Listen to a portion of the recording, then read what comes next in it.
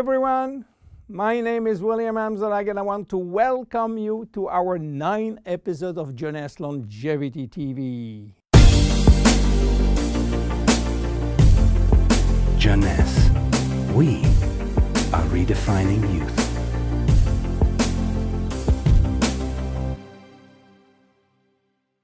Obesity, or should I say globesity. Today, obesity is a worldwide epidemic disease. There is an outrageous eruption of a worldwide obesity even in the countries where not so long ago famine was the #1 health issue. The fatness of the world is changing rapidly, and this is very disturbing because it's going out of proportion and nobody can get any control of this new epidemic. Many children become obese and then become obese adults. The diseases associated with obesity, such as heart disease, cancer, and especially diabetes, will explode. That will mean a lot of sick people all over the world. The cost in terms of death, diseases, and money spending is just astronomical. Think about today. There is in the world about 3 billion people overweight and 800 million real obese. The cost of obesity in the United States is about 150 billion per year, which is 10% of the total US medical cost.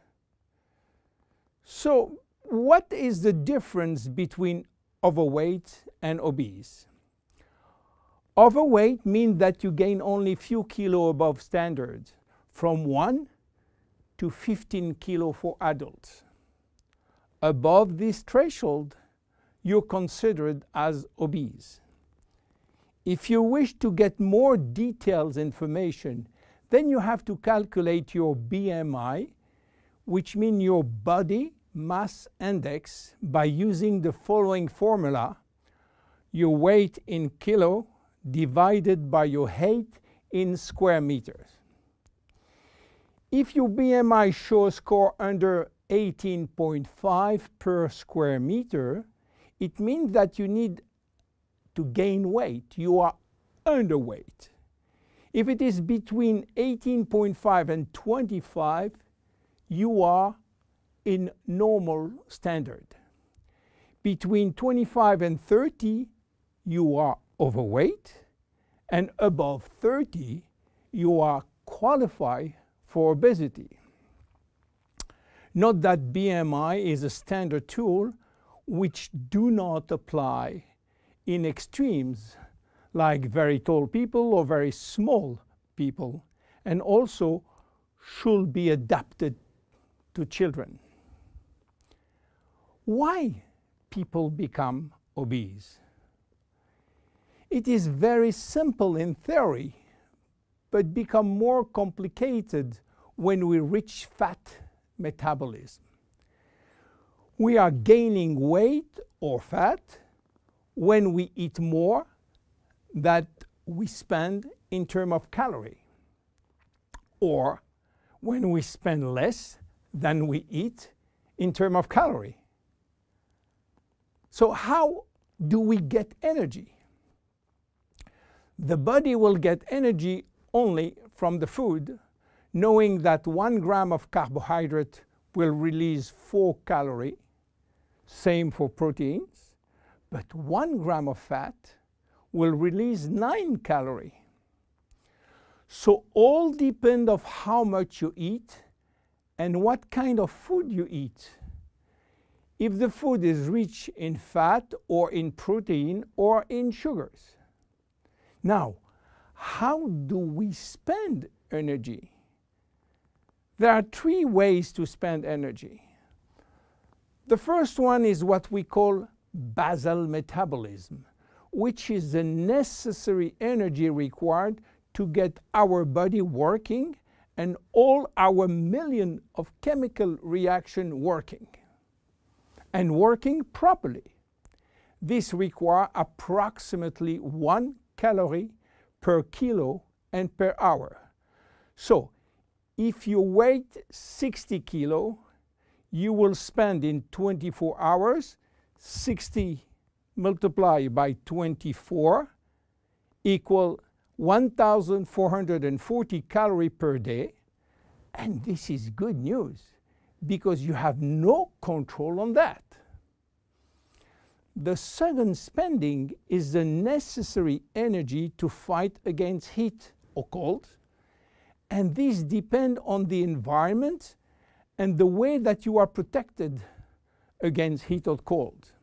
It is called thermogenesis. And again, you have little control on that. The third one is the energy required to move your body, and that is entirely up to you. This is to say that physical activity is the only controllable way to spend energy. We will see later that this very simple way of gaining or losing weight is influenced by many, many other factors, and especially the control of fat metabolism by a sophisticated group of hormones. So why such epidemic? To understand, we have to go back 20,000 years ago. As surprising that it can be, our genes have not changed for the last 20,000 years. At this time, life for humans was quite difficult. In fact, life was based on food availability, and food was really available only during spring and summer. The rest of the time, no food, almost famine. Our genes has to adapt and to work in accordance with this alternance of abundance and famine, and they create a kind of energy storage. The fat cell was born. This cell has the capacity to storage all kind of energy derived from fat, from carbohydrates, and even proteins. It can increase 50-fold its size and retain energy in the form of triglycerides. Because of uncertainty of food availability, our genes were oriented toward the saving mode, which means that every time we eat, all the energy coming from the food was oriented in the storage facility. What happened 20,000 years later? Our genes are still oriented towards saving mode, but there is no more famine. On the contrary, the new society offers an extreme abundance of food rich in calories, and that all over the year. And guess what happened? Everything is going first in storage. And once in storage, it is very difficult to get out. You understand now why it is very difficult today not to gain weight or fat. But there is another factor. 20,000 years ago, in order to bring food at home, men were hunting, fishing, or climbing trees to get fruits. And that was a huge energy spending mode. Today, with a new technology created for lifting heavy items or escalator or elevator, we reduce drastically our energy spending. You understand now why it is so easy to gain weight or fat. What are the consequences of obesity in terms of health and longevity? To make a long story short, it is a disaster. Being and staying obese will lead to a long list of chronic diseases, including cardiovascular disease, diabetes, cancer, metabolic syndrome, and consequently a drastic shortening of life. That will not account for the uncomfortable physical, emotional, and mental consequences of being heavy for ourselves and for our relationship. In terms of aging, obesity is shortening telomeres, increasing DNA damage, and reducing stem cell pool. So what to do for reducing obesity? Obviously, it is quite difficult considering the worldwide effort of the medical community with so small results. Health authorities are repeatedly organizing campaigns to inform people about the consequences of eating too much sugar or fat or the lack of exercise.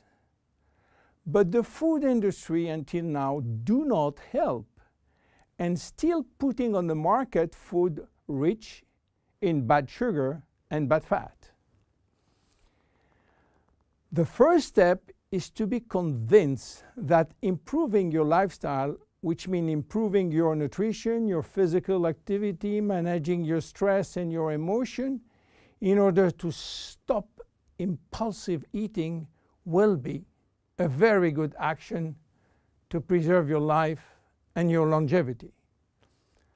The second step will be to use specific food supplements to help managing your fat metabolism and rebuild the muscles that you lose when lacking exercise. This is why Jeunesse decided to create a new line of product specially designed to counteract craving, to help fat metabolism, and to reduce muscle loss.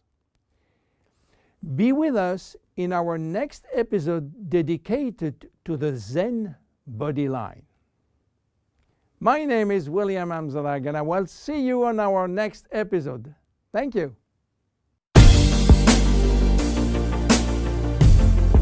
Jeunesse. We are redefining youth.